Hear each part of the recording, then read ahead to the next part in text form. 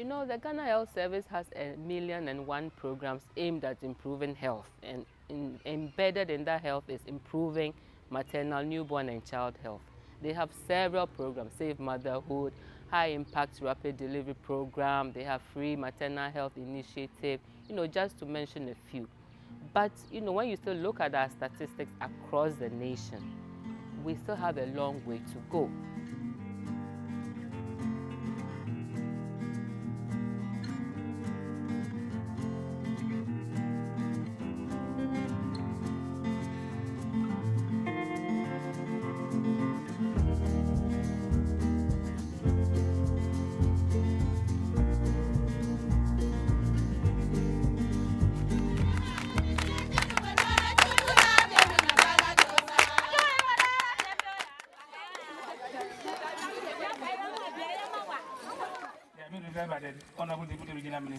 Stakeholders. Ghana Health Service is kind of like the supply side, so they'll provide the health service that you need.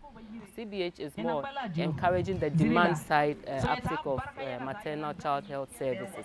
So we take the messages to them why you need antenatal care, why you need to go to the health service for delivery, because when you do it at home you can die from bleeding, and the traditional birth attendant, for instance, cannot save you at that point. You know, so when all these messages are said over and over and emphasized, and there's encouragement from the entire community to support it, then we'll get the communities now to uptake the services that Ghana Health Service is providing. So for instance, if a woman is pregnant and needs health care, and she has to sit in the house and wait for her husband to come from the farm in the evening to say, okay, can I or can I not go for to see the doctor because I have this condition? That is what culture has, some cultural practice has taught her.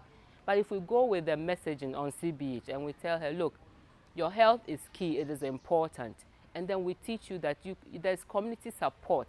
So if your husband is not at home, but the community emergency transport system, for instance, is in place, and they can help transport you to the clinic in the absence of your husband, then you have the knowledge and you have the community support. So you are empowered, like you have some power to take those health-seeking decisions that will improve the health of pregnant women.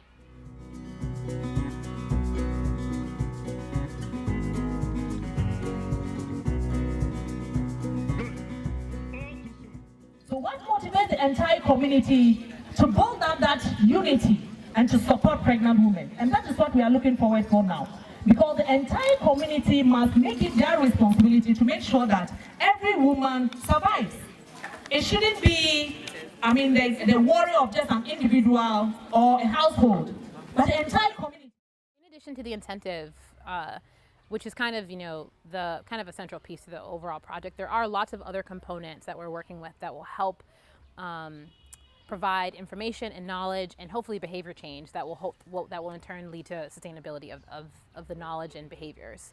So one of the things that we're ideally going to be working with are through using community champions. So this is someone who's an influencer in that community, and also someone who is a positive deviant. So they've been exhibiting positive behavior, and that positive behavior, we're seeing positive outcomes. So for example, in the communities that we work in, one of the women is a key influencer in that community. And so we want to use her as a champion and as a voice to create behavioral change in the lives of the women in that community. And she can do that by telling her own story, by telling her own experience around accessing ANC, around delivering in a facility, around inclusive breastfeeding. So using the women in that community who have done those behaviors and have seen positive change would be really important to how we create sustainability.